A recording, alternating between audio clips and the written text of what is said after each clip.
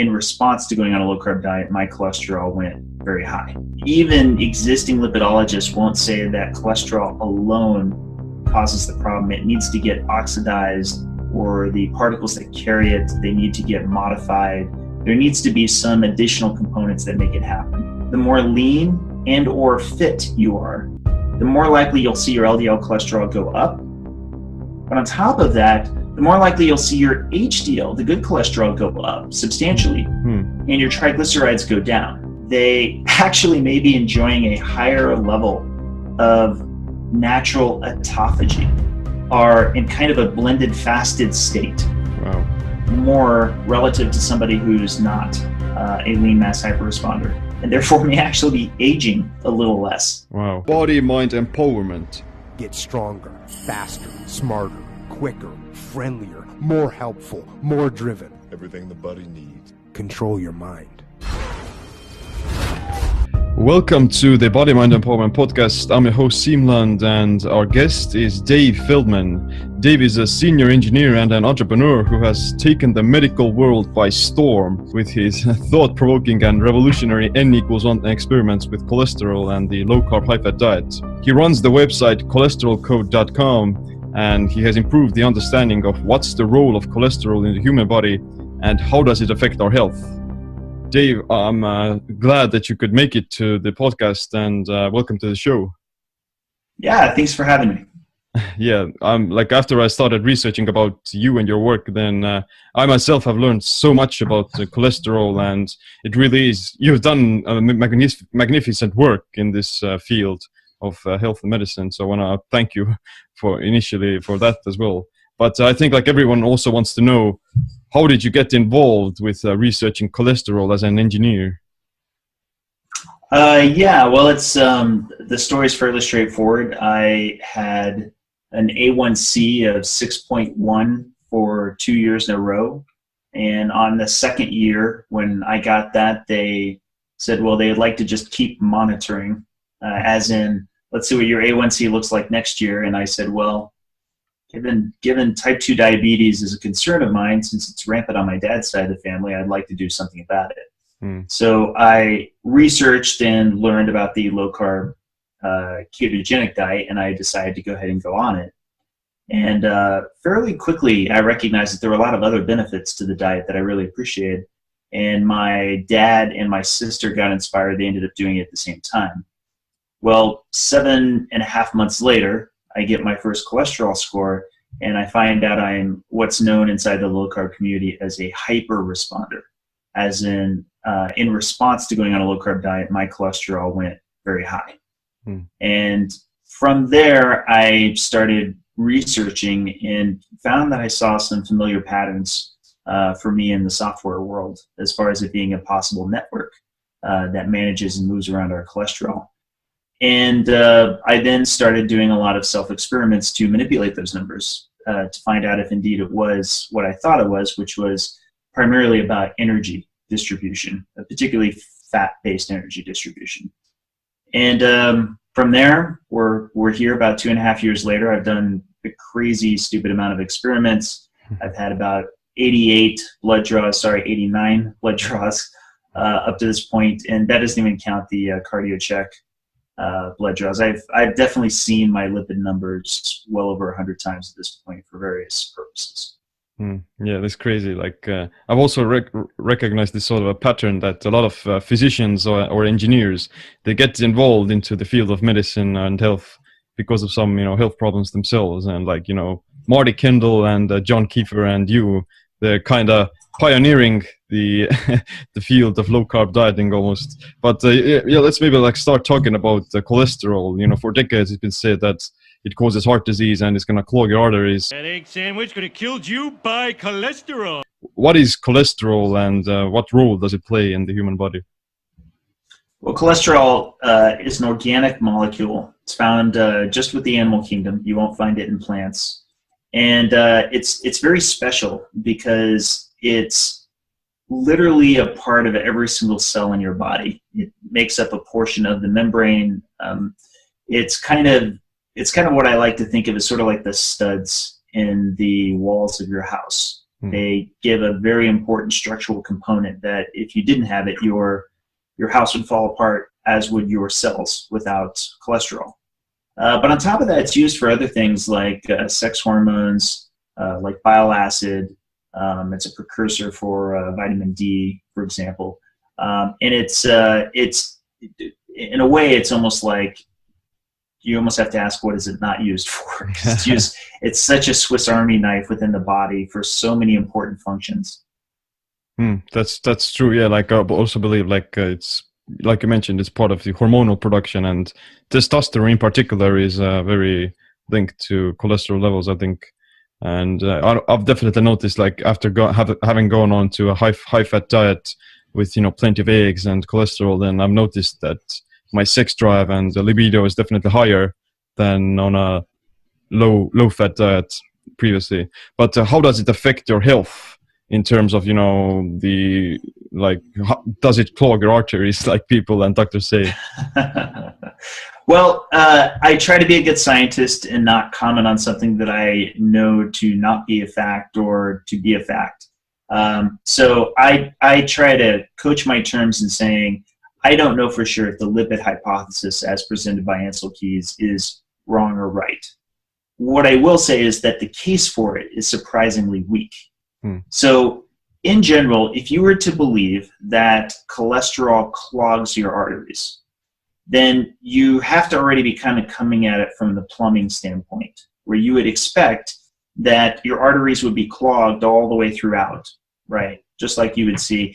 For example, if you look at pipes that have gotten clogged, they typically don't get clogged in just one spot, and then are otherwise clean and perfect all throughout the rest of the piping system, right? What you usually find is that it distributes to a certain point throughout the piping system. Well, that's not what we see with thrombosis within arteries. And the pathogenesis, as it's called, for what happens with atherosclerosis tends to follow patterns that they cannot fully explain, but certainly have a component that seems to be associated with damage or dysfunction to the cells that line the walls of the vessels, otherwise known as endothelial cells. So when they are dysfunctional, when they are damaged, or when there seems to be some level of, I guess you can almost say, mischief associated with like oxidative stress and so forth. I'm kind of simplifying it a bit, but basically that's a lot of where we see the problems occur. And in that sense, even existing lipidologists won't say that cholesterol alone causes the problem. It needs to get oxidized, or the particles that carry it, they need to get modified. There needs to be some additional components that make it happen. Yeah, like what I've also found is that in research that it's not the cholesterol that is going to cause, the cholesterol isn't the underlying issue. The issue is that, like you mentioned, oxidative stress and the inflammation that is going to be created by it. And the way I understand it is that like cholesterol is like a firefighter that is going to go into the scar tissue, and it's actually trying to heal it. Like cholesterol itself is almost like an anti-inflammatory that tries to repair the damage because of the high amounts of oxidative stress. And there are other sources that the underlying or the root cause is inflammation and oxidative stress. So maybe like cholesterol can be thought of like an antioxidant almost. It's certainly something for which it's easy to create an association if all you're looking for is associations. Right. So if you're looking for fires, you're going to find firemen, and you're going to find fire trucks. And then you can, if you know nothing more about it, if you're an alien, above the world, and you're observing all places where there's smoke and there's fire, hey, there's also these guys who seem to be causing the problem because they're always around, right? And sure enough, we seem to find their fire hose water all around where these fires were, right? So if we could just get rid of all of the firemen and the fire trucks, then we wouldn't have a problem. You could apply the same thing to hospitals. Again, I've used this analogy before. You could, if you were an alien from on high, it would look like these creepy white creatures with these red pluses on them, or just going out and seemingly randomly grabbing different people and bringing them back to this kind of hive where a lot of times they will expire shortly afterwards. So clearly, both these vehicles and this hive that they're being taken back to are a problem, because they have the greatest association with the expiration of these carbon units, right? Obviously, I'm using some degree of hyperbole, but in a way I'm not, because I'm basically pointing out that without having the additional information that people are calling the hospital, that's what's ordering the ambulance to come to them, that it's easy to go ahead and make an association of those things being deleterious if you know no more information than that, right? Yeah. And that's why I like to point out over and over again, a damaged endothelial cell does express LDL receptors. That is, the lipoproteins that cholesterol is carried in, low density lipoproteins, it expresses receptors for help to bind to them, right? Healthy LDL particles. And that suggests that there is, in fact, a phone call being made specifically to LDL particles to be a part of the process of dealing with this damaged endothelial cell, or cells, total end cells. And that may be that there may actually be a point as part of the body to be able to make use of them in some way that may be reparative. The problem is that there's not as much emphasis on finding out what ways in which LDL particles are helpful. There's always very much a narrative that you'll see in the literature as to trying to find out how LDL particles are harmful, because that's what we have a pharmacological solution for. Like you kind of went headway in this regard. Like, can you explain also what is an LDL particle, and what's the difference between HDL? Sure. And to back it up a step further, often when people hear LDL, it's associated with the quote-unquote bad cholesterol. LDL cholesterol, sometimes phonetic, the phenom or whatever it is for it, they'll say lousy. The first L being lousy cholesterol. HDL being the happy cholesterol, or the good cholesterol. But the truth is, the cholesterol between both of them is exactly the same. The only difference is what particle they're found in. And in the case of both of them, it's a kind of lipoprotein. That's that last L in the LDL and the HDL. And a lipoprotein is basically a shortened version of lipid-carrying protein. And cholesterol is a lipid. So that protein carries cholesterol, but it also carries something else that's important, triglycerides. Triglycerides are fat-based energy that your body can also use.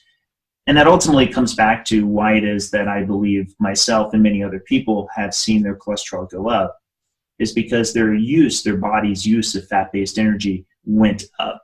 And because carbs have gone down, so less glucose, and fatty acid usage has gone up, brought as triglycerides in these lipoproteins, then it's not surprising that LDL went up, because the precursor to LDL is something known as VLDL.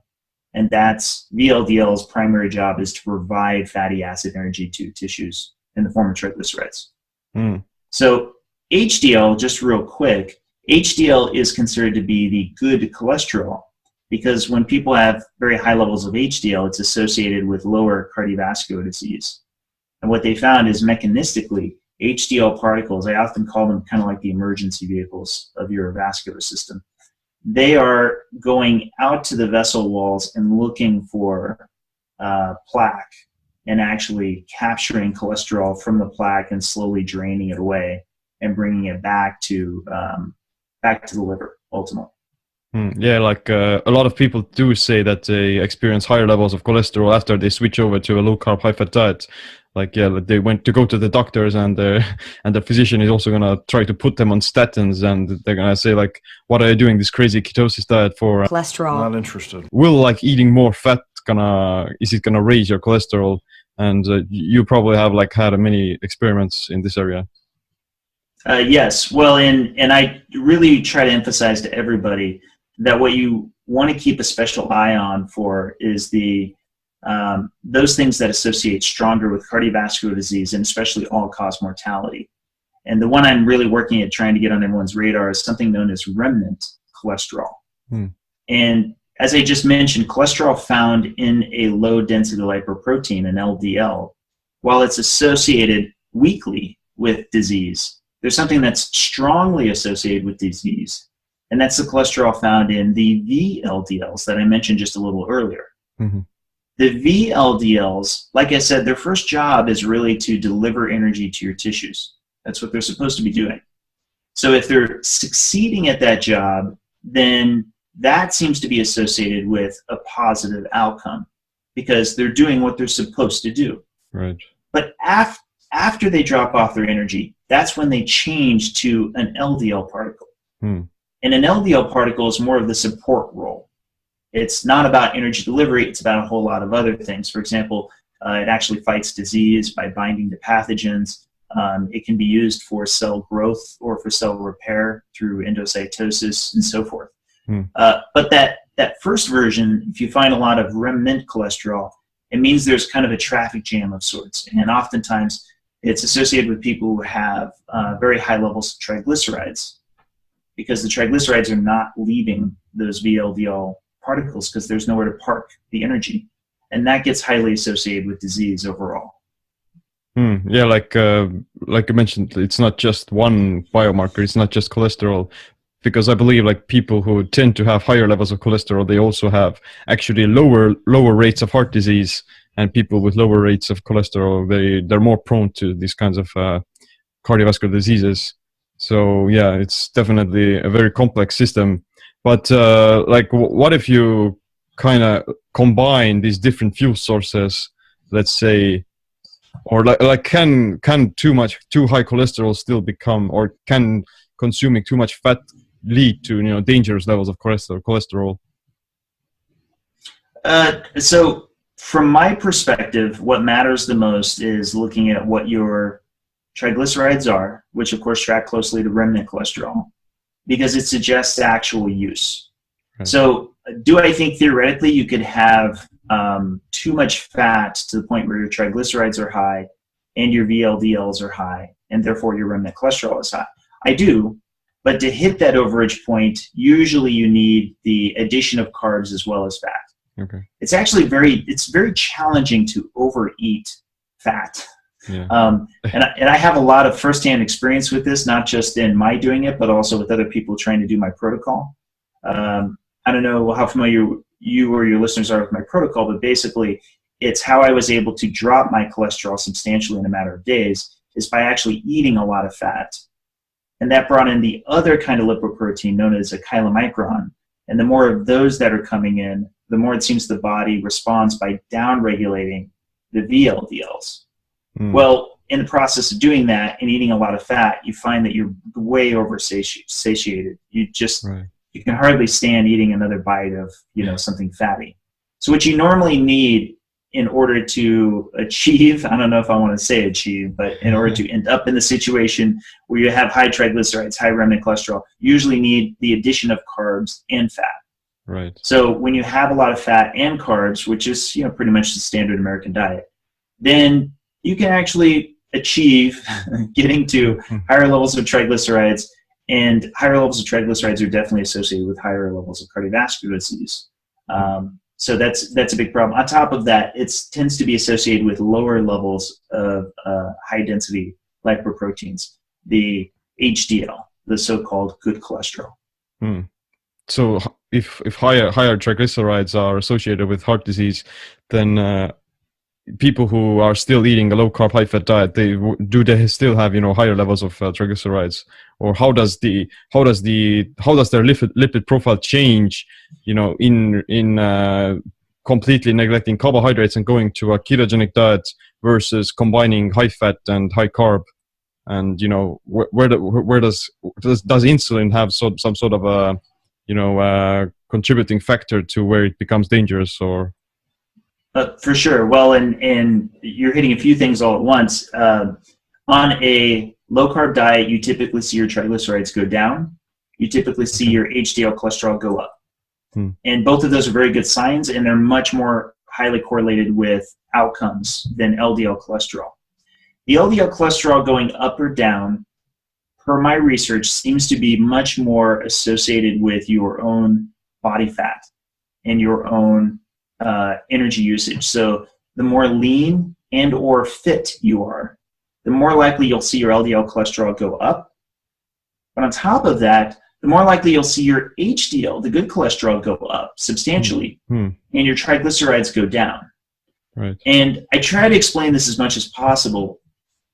If you think about it mechanistically, if you think like an engineer, this actually makes a lot of sense.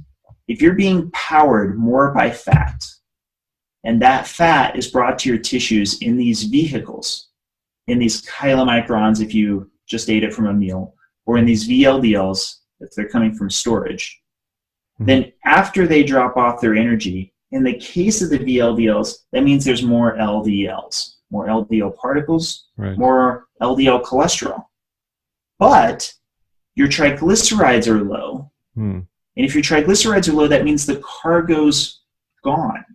Right. So you know that it's a trail of success as to why it is you have high LDL and not high triglycerides.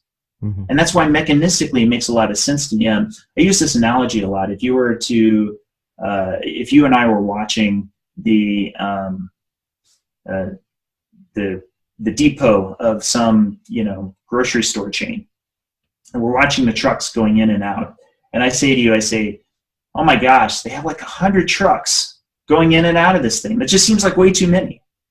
You go, well, Dave, I don't know. I mean, it doesn't seem like it's too many, since I keep seeing them coming back empty, as in they're successfully delivering their inventory and coming back. So there must be enough stores that's where they're dropping it off. And then we come back in a few weeks and I go, whoa, it's up to 150 trucks. That's definitely too many. Go, well, I don't know, Dave. I see that they keep coming back empty. Maybe they added more stores, right? Right. But mechanistically, the inventory keeps disappearing, suggesting use, suggesting it's actually, unless you find some other place where those triglycerides are going, I suspect, because you're lean and you're athletic, particularly if you've got much higher energy demands, you're probably burning that fat. And therefore, I'm inclined to say it may not matter that much at all what your LDL cholesterol actually is. So long as your triglycerides are low, it suggests higher usage. Right. So to recap, if you are lean, if you are athletic, if you're burning a lot of fat for energy, whether that be from your dietary fat sources or your body fat, then as long as you're getting rid of that energy, then the cholesterol levels don't matter that much in terms of your overall health, because you're burning off those triglycerides and not storing them or not flooding them into your bloodstream. That's certainly my theory, and thus far the evidence seems to be very favorable towards it. So I track a number of people that are on the far end of that spectrum, which I call lean mass hyperresponders.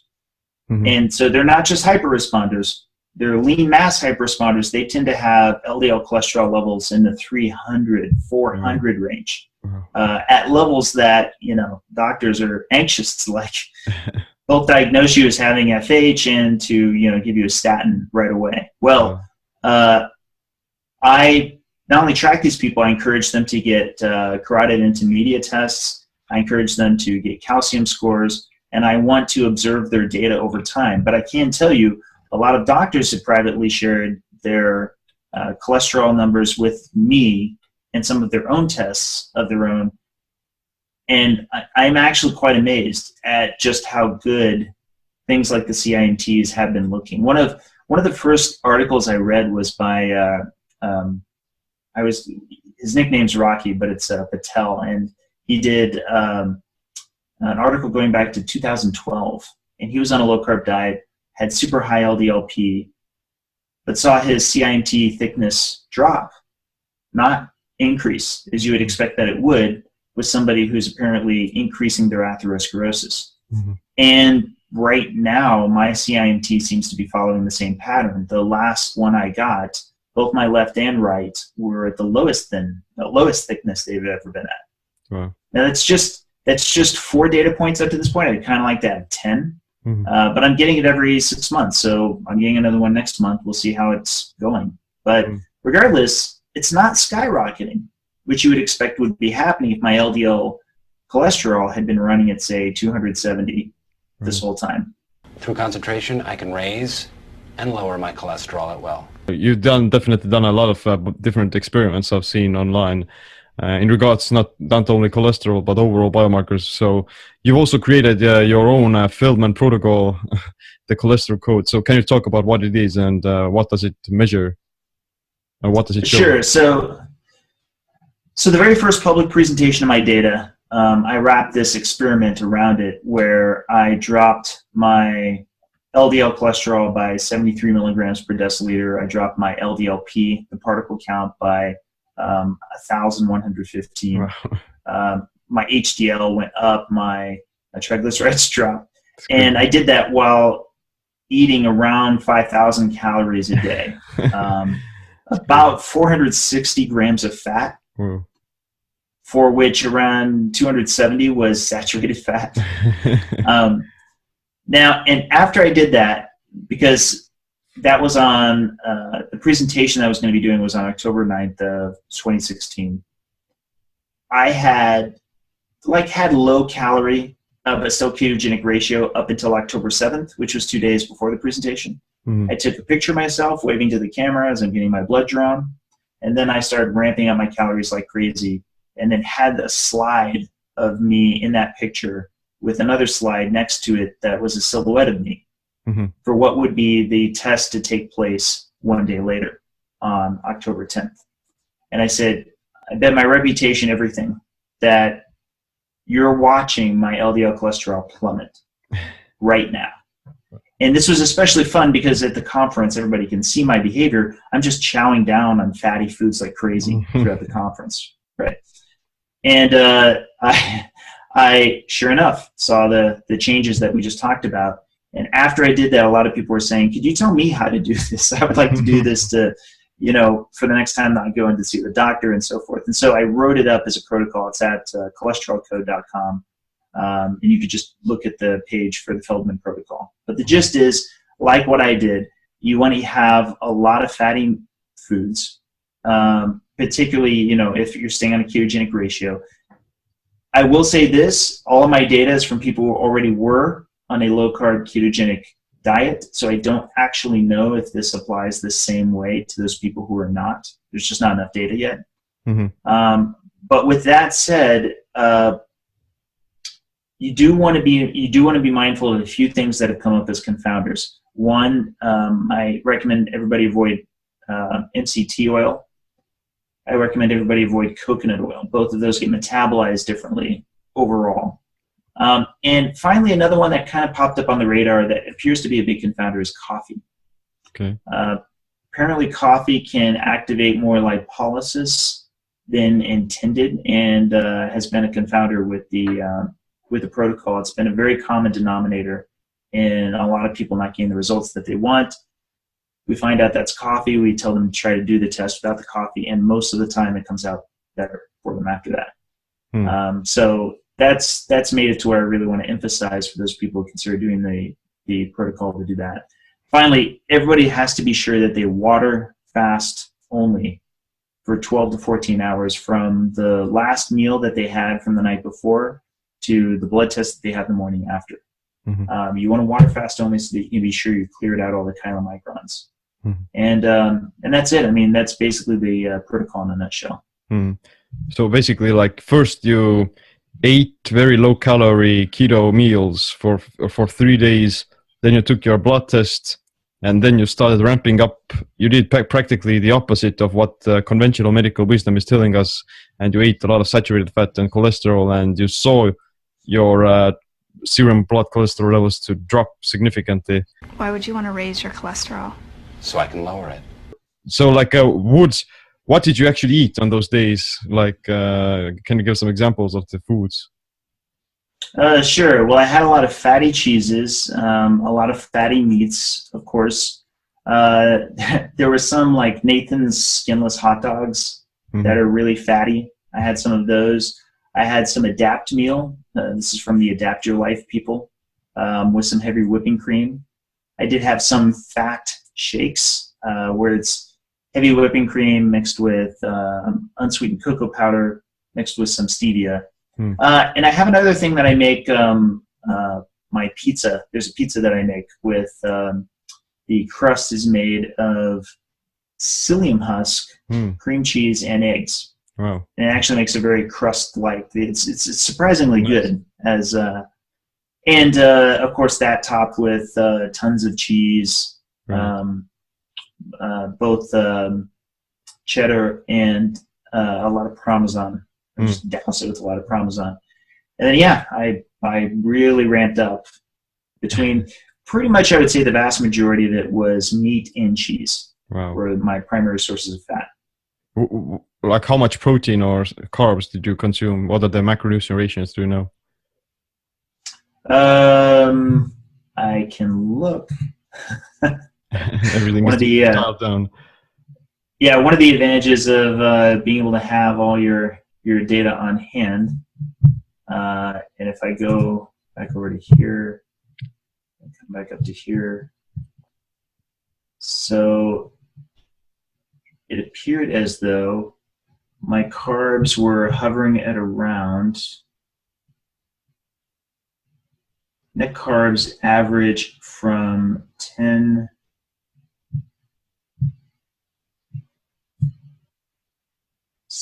to then, I want to say the average is about 30.8 net carbs.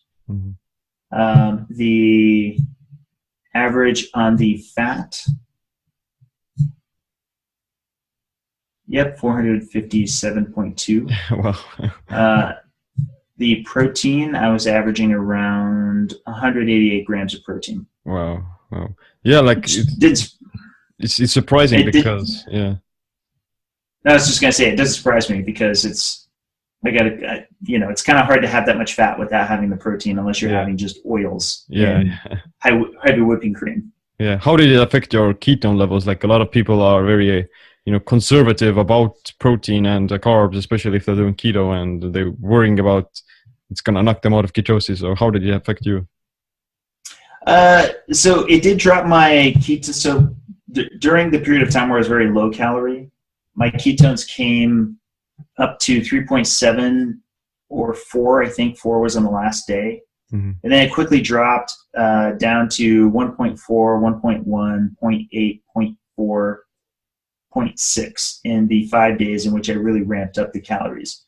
Now, this could be due to the amount of protein, but it also could just be due to the sheer volume of calories and the need to provide those level of ketones, because I don't actually. Here's a frustration I have with the keto community in general. They seem to treat ketones differently than we would treat triglycerides and glucose. All three are energy substrates, right?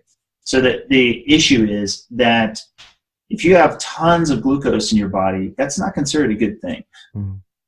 If you have tons of triglycerides in your body, that's not considered a good thing. But if you have tons of ketones in your body, you're doing great, right? Yeah. A blood test is a measurement of what is in transit and not yet in use. I mean, speaking engineer to engineer, you're capturing something that's in the process of moving, but it doesn't necessarily say what's hitting the exits and at what speed, right? So the actual cellular uptake for lean mass hyperresponders is one of my favorite examples. They tend to have high LDL, but I'm pretty confident that they have high triglyceride usage because their triglycerides are very low, and they have high LDL. So I feel very confident that they have a higher total secretion of VLDLs that are carrying the triglycerides and successfully dropping it off and then having resulting LDLs. That's why I love about lipids. They kind of show a little more of a trail. But okay, their ketones also tend to be lower than those of their cohorts that are sedentary. So an athletic keto person tends to just complain a lot because their couch potato buddy has a BHB of 3.0, and they're just, they never seem to get to 0.7, right? Or 0.8. But I would insist to that athletic ketoer, I'm like, you may actually be using more ketones than your couch potato buddy. Mm-hmm. Your couch potato buddy may just have more sitting in his bloodstream that's not being taken up by the cells, right? Yeah. So until we can get nano cameras plugged into your mitochondria, you actually can see the throughput. You really don't know. And frankly, I have a lot of reason to believe that it actually is you're utilizing more of it. Now, the best way to really look, and it's one of the things I want to experiment with next, is with a respiratory quotient machine. That's fantastic because you're capturing actual cellular respiration. Right. So if you're burning fat, by golly, you have an aggregate of all the cells together in one big exhale coming through on the other side, right? If you're burning a lot more glucose, that too will show at the other end of the spectrum. And I'd be willing to bet lean mass hyperresponders are going to be very tightly over on the other side of fat burning, even with having lower blood ketone levels. So I say this because when we're talking about, did my ketones go lower or higher, I don't even hardly care. Like I measure it as part of my swath of different things I'm measuring, and I am curious as to what triggers it going up and down, but I feel like I'm only seeing one very small part of a much larger equation where the thing I really care about is not in view. I just can't, I don't know. There's no way to know. An RQ machine will change that. Then I'll actually have a lot more in view. I'll be able to know a lot more. And it stands to reason that if BHB levels, ketone levels that you get from a blood strip, if they really did indicate ketosis, then they should correlate with the RQ. Then your respiratory quotient would show more and more fat burning as your BHB levels go higher. And I predict that that's not going to be the case. I predict that you're going to find people who are athletic who have low blood ketones, BHB, beta hydroxybutyrate, but a high RQ. Actually, sorry, technically a low RQ because it's supposed to go 1.0 to 0.7. But that basically they will show on the RQ machine that they're burning fat like crazy. Yeah, I totally agree with you in this regard as well. Like that, people who do the keto diet, they're getting obsessed with the numbers and the ketones. And yeah, like you mentioned, ketones are a source of energy like any other, and higher levels of ketones isn't indicative of metabolic health or that you're burning more fat. It actually may mean the opposite.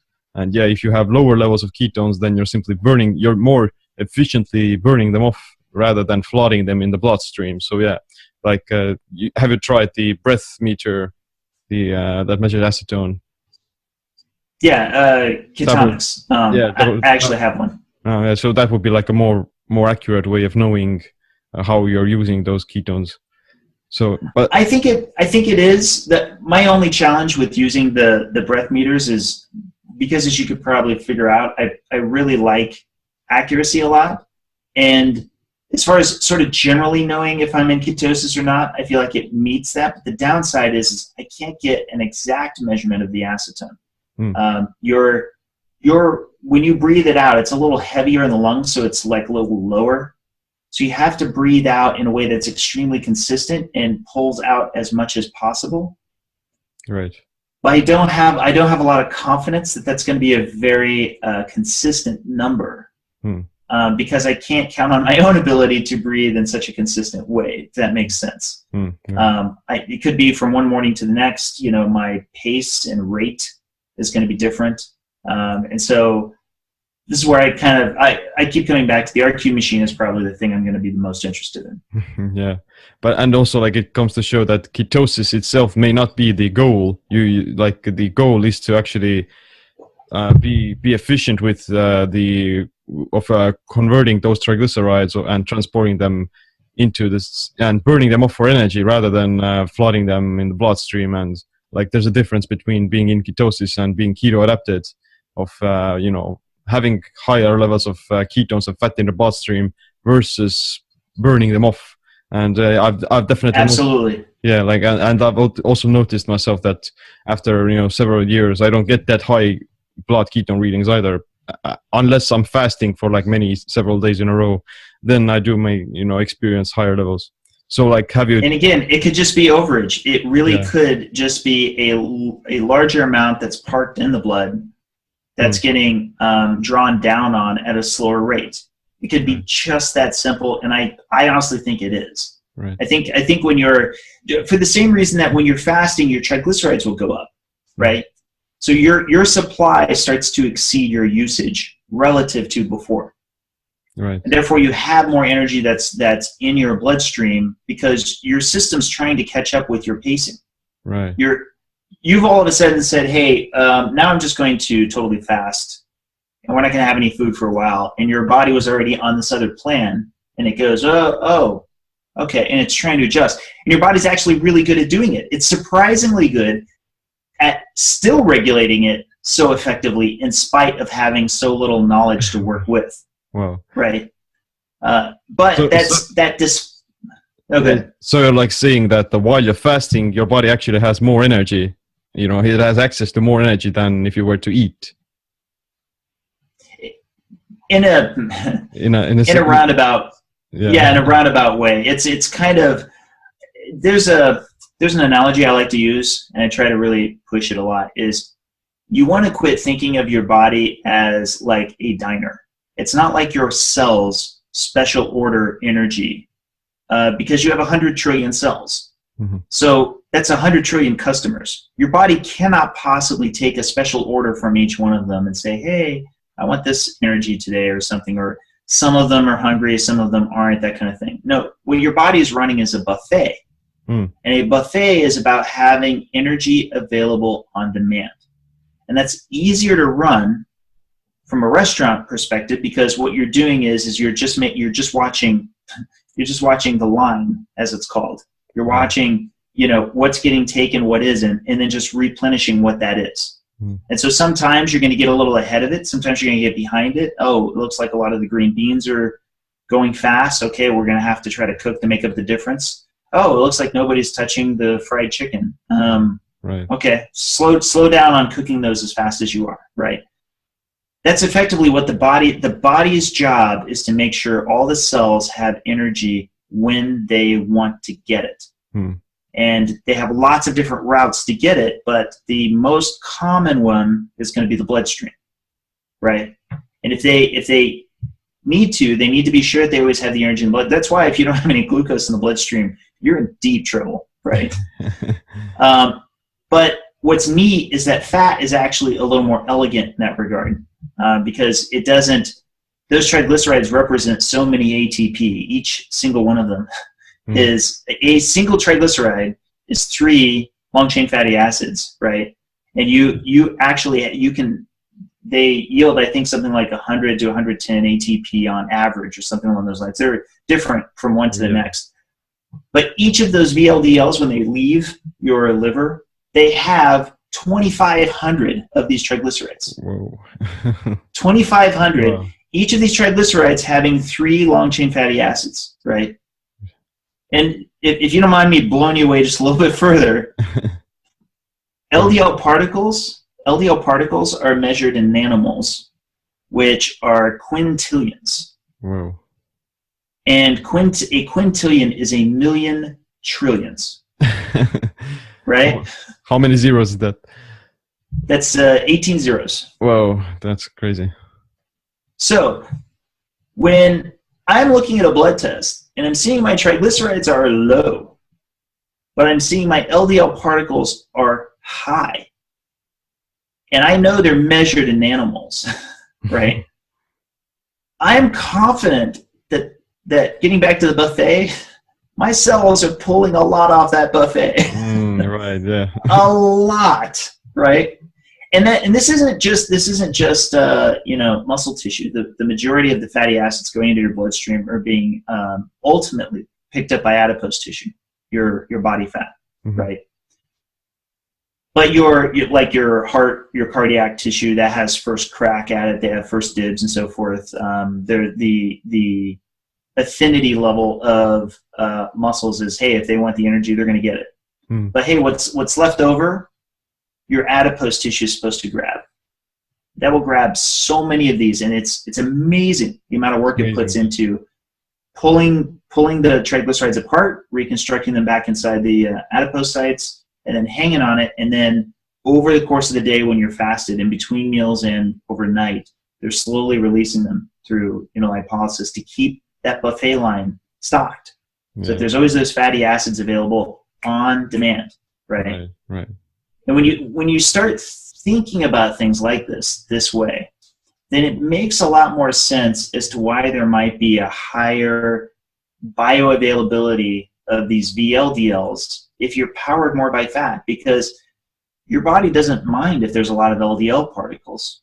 Mm-hmm. It minds that there's a lot of VLDL particles if the cells need it. And therefore, their successor of being LDL particles is kind of a second thought. Mm. Wow, yeah. It's quite crazy to think like that this one single triglyceride molecule, it's jam-packed with all these nutrients and so much energy that your body can use. And also like the glycerol that's inside triglycerides that can also be converted to glucose, and that can give you like the small amount of glucose your brain and heart needs.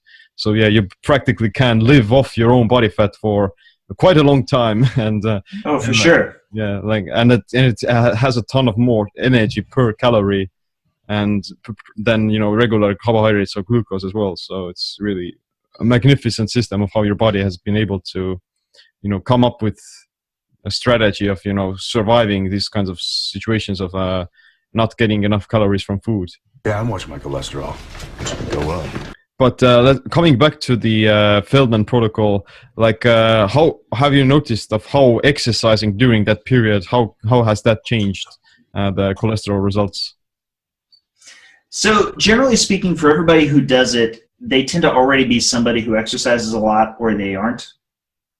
There aren't a lot of people who've done the protocol who specifically tried to do exercising in the middle of it that they wouldn't have otherwise done. Mm-hmm. So the number change, and that's usually how I want it to be. I don't want to introduce another confounding variable if I can help it. That said, I would recommend that people not do exercise unless it was like maybe strength training or something along those lines. And this goes back to, I have another blog post on this, which I want to say is the impact of endurance running. If you look it up, but effectively, I tried to remain as sedentary as possible through the first phase of my research, because I knew the phase that I was going to come into where I did distance running, it would probably impact my lipid numbers. And I turned out to be right about that, in particular when I had to do a lot of cellular repair. So I did a cold open to my running season where I was supposed to have been training for 3 months, but I started 6 weeks in and then ended up doing like a 7-mile run on my first Sunday long run. And sure enough, I was extremely sore following that. But being mindful of the data, I made sure to get a cholesterol test, I want to say within a day or two of it. And not at all to my surprise, my LDL-C and my LDL-P were lower than I would have expected it to be given the inversion pattern. And I believe that they were lower because there was more cellular repair through endocytosis. They were actually engulfing the LDL particles, which is, again, part of their purpose, to either help to grow cells or to help repair them. And therefore, that removed more of them from the bloodstream in the aggregate. And therefore, I ended up with a lower LDL-C and a lower LDL-P. And also, this happened at the very end when I ran a full marathon. After a weekend of also having, I think I had a half marathon the day before and a full marathon the day after. And it was hell. And I was really just wiped out. But sure enough, the cholesterol test I did the morning after also had a huge pronounced gap from where I would have expected it to be, given the foods I ate and so forth. So you can exercise during the protocol, and probably, I would guess probably, if you're making yourself sore, if you're causing tissue damage, it may lower your LDL-C, LDL-P more. But it is still somewhat theoretical, and I don't know that I vouch for that just yet until I have more data. Yeah, like running those marathons, that probably caused an additional source of, inflammation and oxidative stress, which itself might have, have some sort of, would it have like, if you do this very glycolytic exercises, for instance, or if you're tearing down a lot of muscle tissue, then would that have like a negative effect on the cholesterol levels or triglycerides? So, and again, this is where I almost want to say, from my standpoint, it's neither positive nor negative. Okay. From a conventional doctor's perspective, it would look positive because LDL-C and LDL-P would have dropped.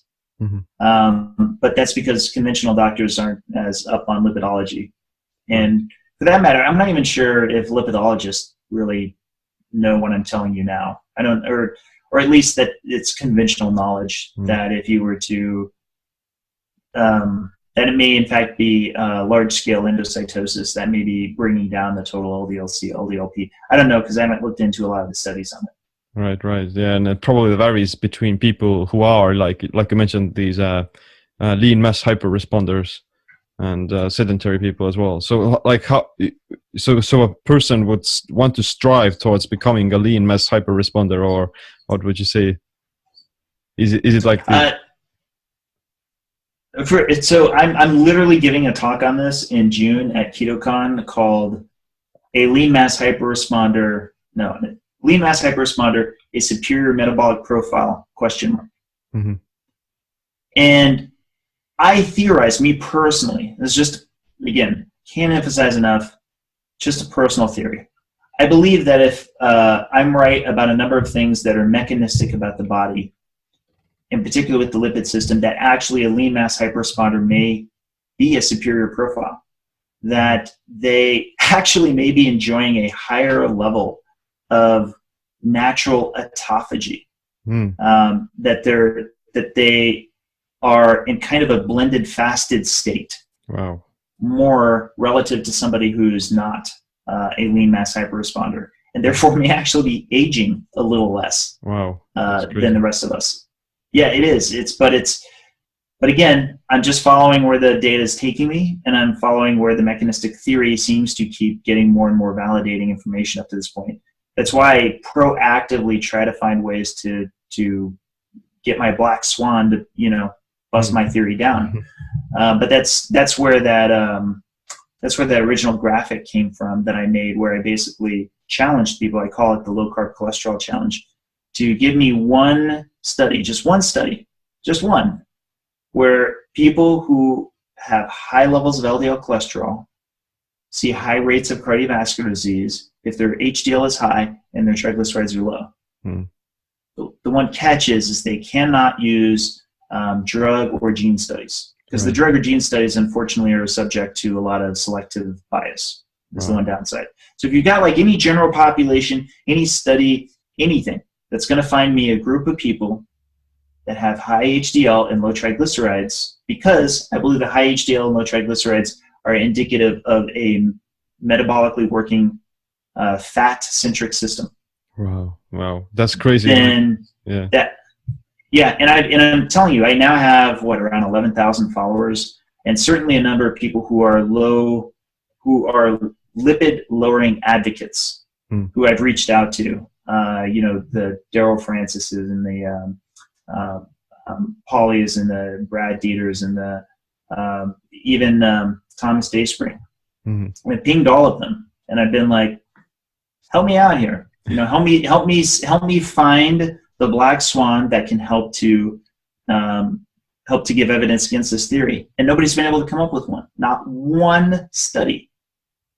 And the only study that I've been able to find that stratifies those three, HDL, triglycerides, and LDL, and not use people who are on lipid-lowering drugs or gene therapy, is the Framingham Offspring study. And I had this in my presentation recently, and unfortunately it validates what I'm saying even more. It's showing that those people are not suffering from high rates of cardiovascular disease, which you would expect would be true if high levels of LDL cholesterol all by itself was deleterious. Wow, yeah. So like to kind of give some sort of advice to people would be like, or not advice, or the underlying principle is that you won't want to promote a fat burning metabolism that's based on utilizing your own endogenous fat stores more efficiently, and that's going to boost these anti-inflammatory properties and autophagy and maintaining a generally active lifestyle in general to be this kind of a lean mass responder to cholesterol. So yeah, that's kind of very, very interested, and I'm definitely looking forward to your presentation. But let's say, like, for someone who is listening to this podcast, and they're gonna go now to their doctor, and they're gonna see that their lab results show high levels of cholesterol. How should they approach, their health based on what we've been talking about here? Should they start lowering cholesterol with statins, or should they go on a keto diet? Or should they actually go through the Feldman protocol? What should they do? Well, I try to emphasize that I actually try to avoid even telling people what they should or shouldn't do. Even in the general sense, I try to do my best to provide research and evidence and explain what I would do. So me personally, if I could, if I weren't doing my research right now, I would probably go ahead and just be a lean mass hyperresponder if I could. I would be exercising a lot more. I would get to those points, and probably I would see my LDL-C be up there at around, like, I think my average when I started out was around 270. And if it went to 300, if it went to 400, it actually probably wouldn't bother me so long as my HDL was very high and my triglycerides were very low. That's just me speaking for myself. For people who see themselves in the same situation, and particularly when their doctor's not too happy about it, there's really kind of two things that I would say that I would do in the situation. First of all, if you have a doctor who's not especially open to new information, if they say, look, this is how I understand cholesterol to be, and nothing that you show me is going to change my mind, I would say that for me personally, that would be a reason to move on, because it suggests that at minimum they're not going to be receptive to new evidence. Because at a minimum, it's not that I want to say my research is the end all be all, but at a bare minimum, it has exposed something that so many doctors, I've talked to probably around 80 GPs since I started my research, they just don't even realize that cholesterol can change that much, that quickly. And for 90% of them, it's striking. For 90% of them, it's well, okay, but I still think that you should probably take a statin. God bless them, right? That's what they've been trained to do, and they're not at a stage typically. Many of them are not at a stage in their life to take on a new paradigm shift. And a lot of them would say, and this is a fair statement, a lot of them would say, hey, I put my license at risk if I don't prescribe you a statin. If I don't take action, because you could come back with a lawyer a little bit later. You could even be completely right. But you could come back with a lawyer a little bit later, say, this doctor didn't follow the guidelines. He saw that my LDL cholesterol was very high, and he didn't recommend that I go on a statin drug. And it is like a lot of those doctors, they may actually eat a low carb, high fat diet themselves, but they wouldn't want to prescribe it to their patients because it's going to, who knows what's going to happen. And if the patient is going to get worse because of that, then it's their fault in a sense, but because they didn't follow the guided recommendations. So it's crazy. I would say there's probably a good, I want to guesstimate maybe about 12.5 doctors that I've talked to at conferences who are not on the fence about the diet for themselves. They themselves eat low carb, high fat, but don't even offer it up too much to their patients. They're sort of feeling out the water and going to these conferences to find out what they could say in order to help patients out and not, and they're genuinely worried because, especially here in the States, it's very litigious. They could get sued. They could lose their license. It's all a very real fear because there's a paradigm built around cholesterol equals mortality. And if your cholesterol is high and you're not taking steps to do something about it, then it's malpractice. You're doing what's clearly presumed to be established fact. that not taking steps to lower the cholesterol is going to put the patient's life in peril. So how would you go about using your research and your protocol to change that paradigm? Well, certainly a number of people have done it to get their doctor off their back. A number of people have been like, okay, give me a few months and then I'll come back with a better lipid score to show that I'm making lifestyle changes that'll show that I have better cholesterol. The doctor grumbles, and then a lot of them do that, and then they share that story on the blog where so I came back, I was able to drop my LDL by 30 points or 40 points or whatever, and the doctor's like, okay, well, so keep it up, and so from their perspective it's kind of like stalling them.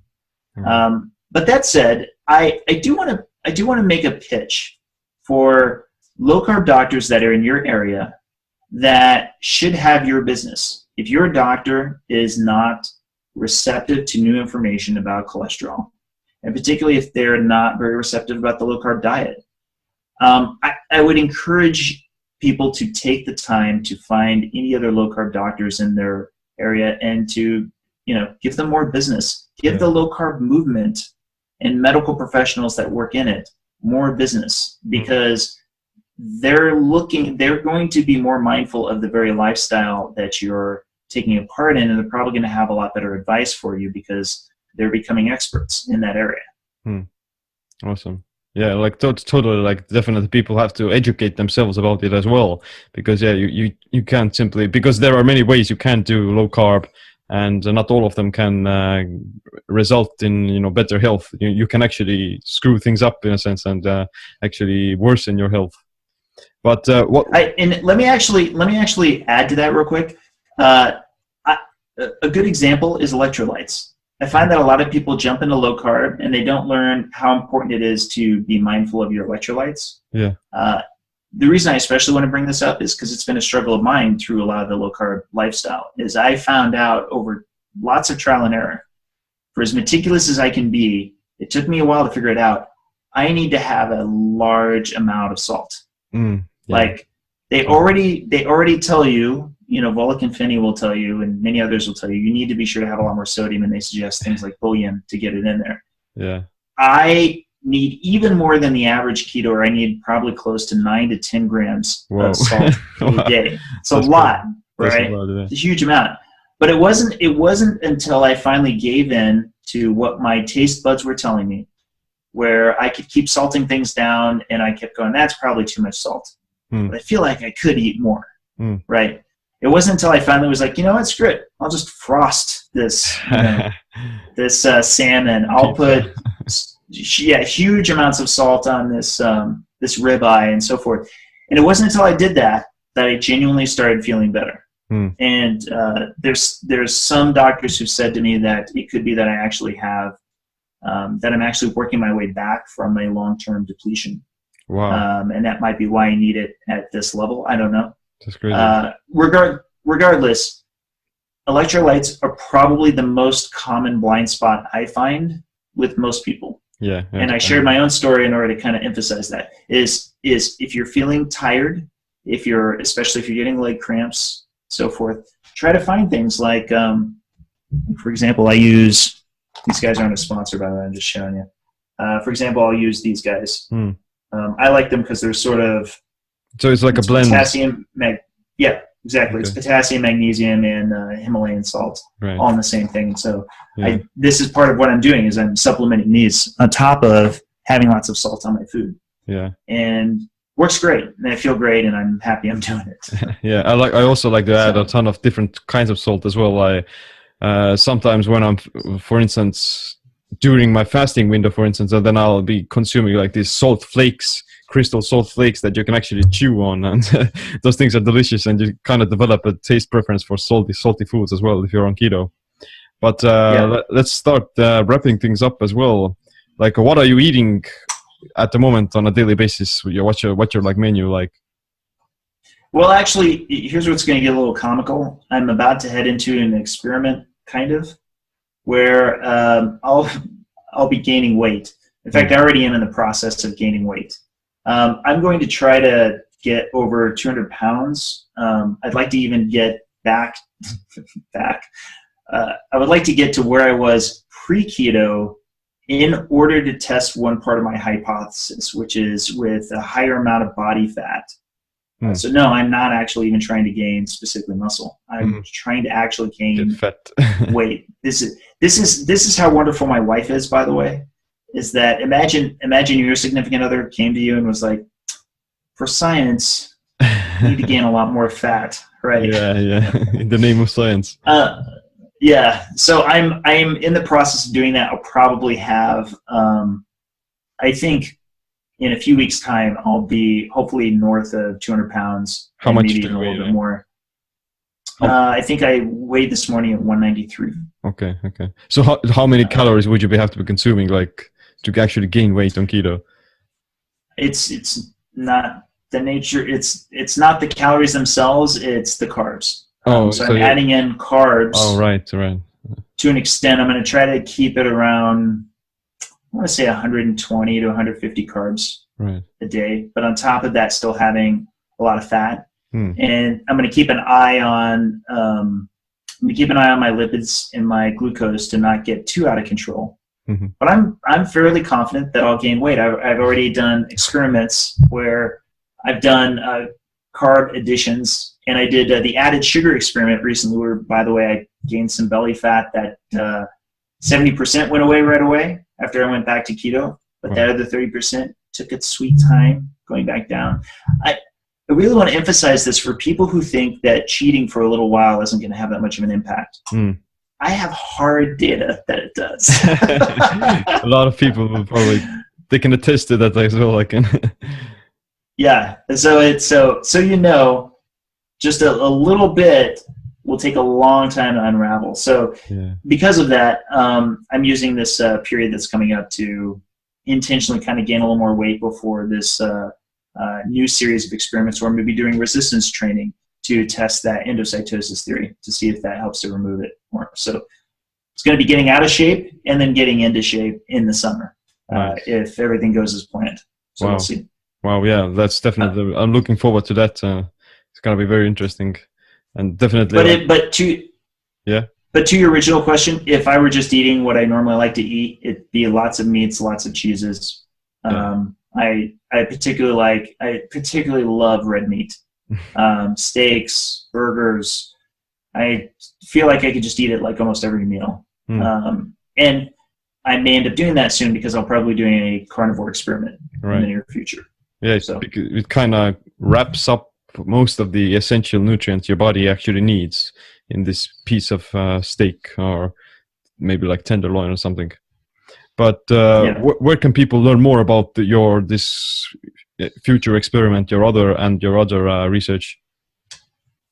Of course, the blog, cholesterolcode.com. I'm also fairly active on Twitter, so you can also typically tweet at me at Dave Keto.